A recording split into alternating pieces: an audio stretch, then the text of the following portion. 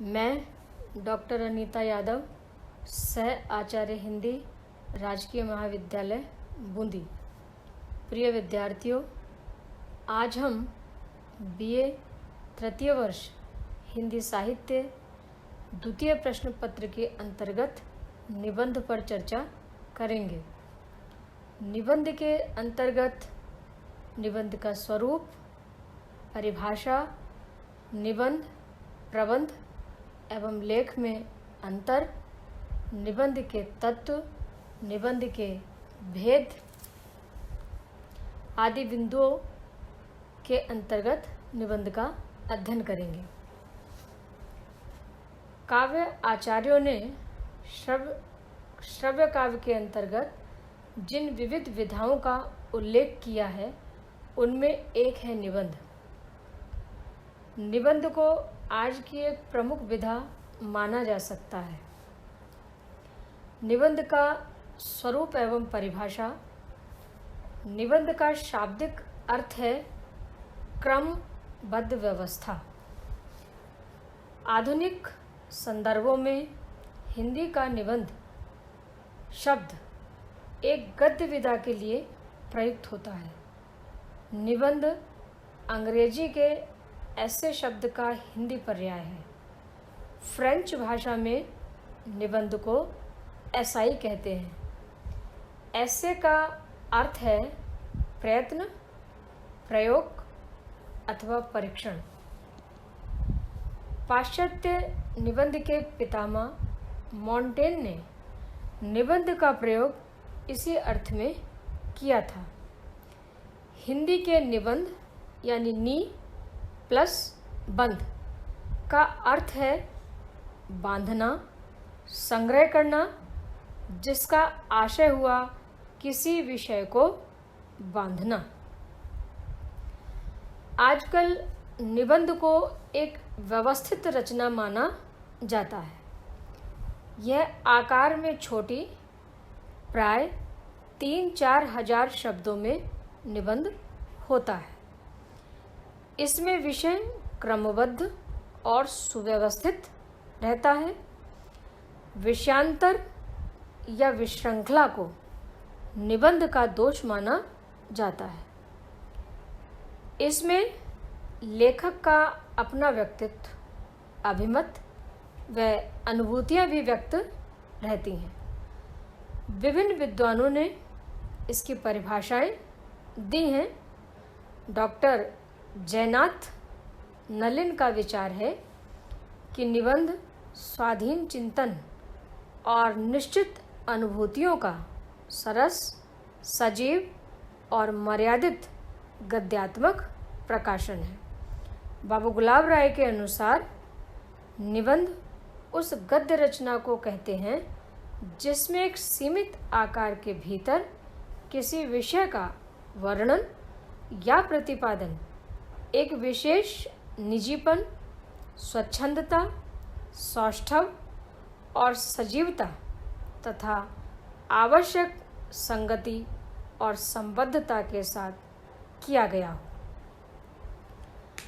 अब हम निबंध, प्रबंध एवं लेख, इन तीनों के मध्य जो सूक्ष्म अंतर है उसको जानेंगे। स्थूलतः निबंध, प्रबंध और लेख एक ही लगते हैं, पर इनमें सूक्ष्म अंतर है। निबंध संक्षिप्त और स्वतंत्र रचना होती है।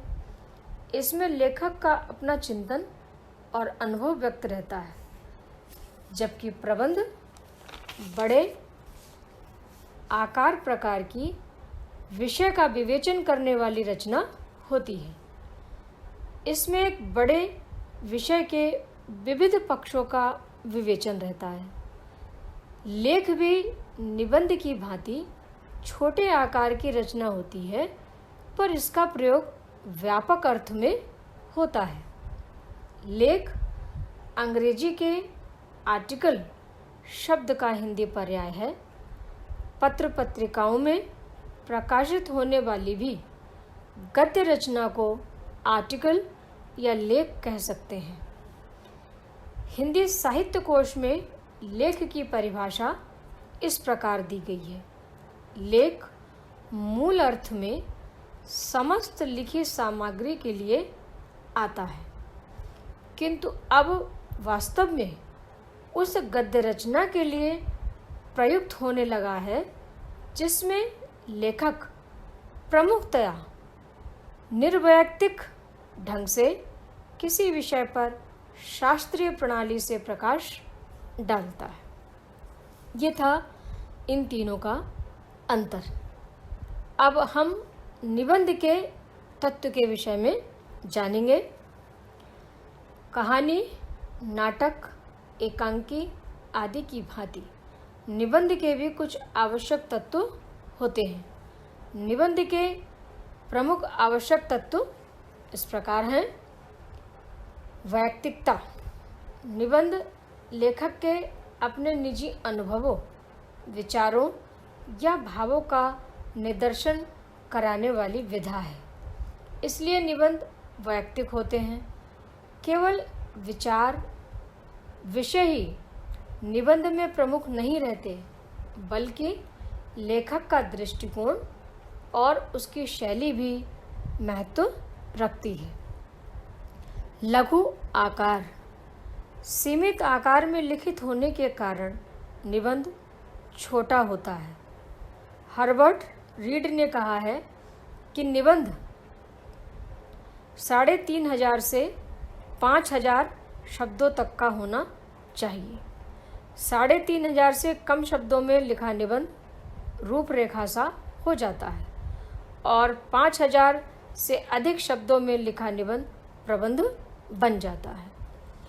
विचार प्रधानता। निबंध एक ऐसी विधा है जिसमें उपन्यास, कहानी, एकांकी आदि समस्त विधाओं की अपेक्षा विचार तत्व अधिक रहता है।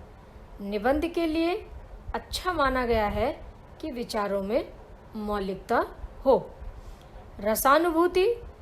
विचार तत्व ही नहीं, भाव तत्व भी सबल होना चाहिए। निबंध में आचार्य रामचंद्र शुक्ल के अनुसार निबंध लेखक जिधर चलता है उधर उसकी संपूर्ण मानसिक सत्ता के साथ अर्थात बुद्धि और भावात्मक हृदय दोनों लिए हुए।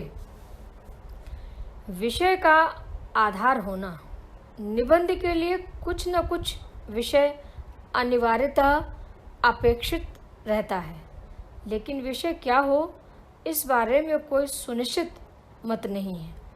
पंडित पद्मलाल पुन्नालाल बख्शी के अनुसार निबंध किसी भी विषय पर लिखा जा सकता है। सुसंबद्धता।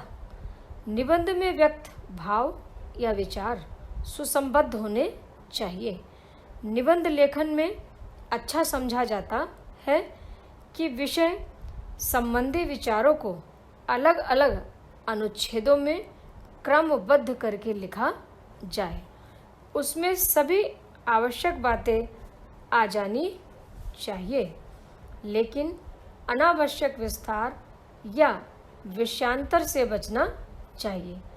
विषय की पुनरावृत्ति नहीं होनी चाहिए तथा अप्रामाणिक बातों के लिखने से बचना चाहिए।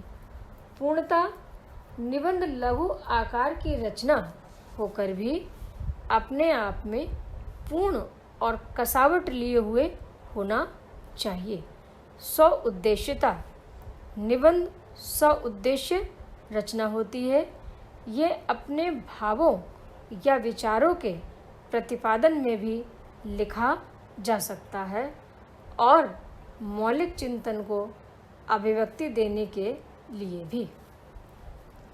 अब आगे हम देखेंगे निबंध के भेद। निबंध के प्रमुख भेद दो हैं, विषय प्रधान और व्यक्तित्व प्रधान। इनका संक्षिप्त विवेचन इस प्रकार कर सकते हैं। विषय प्रधान विषय। जब निबंध में किसी दार्शनिक, सामाजिक, सांस्कृतिक आदि विषय का प्रतिपादन होता है तो उसे विषय प्रधान निबंध कहते हैं।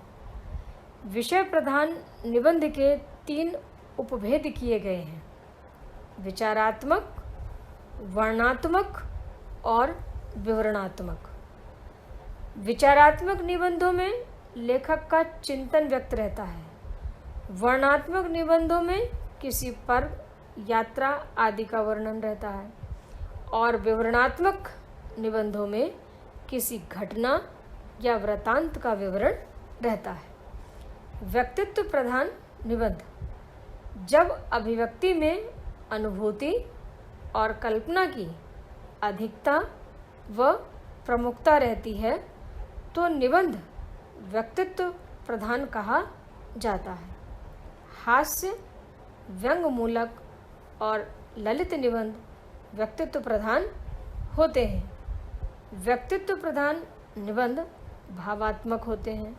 भावात्मक निबंध दो प्रकार के होते हैं: अनुभूति प्रधान और कल्पना प्रधान।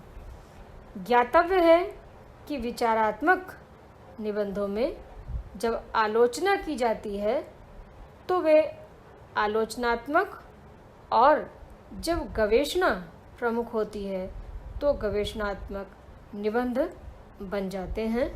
धन्यवाद।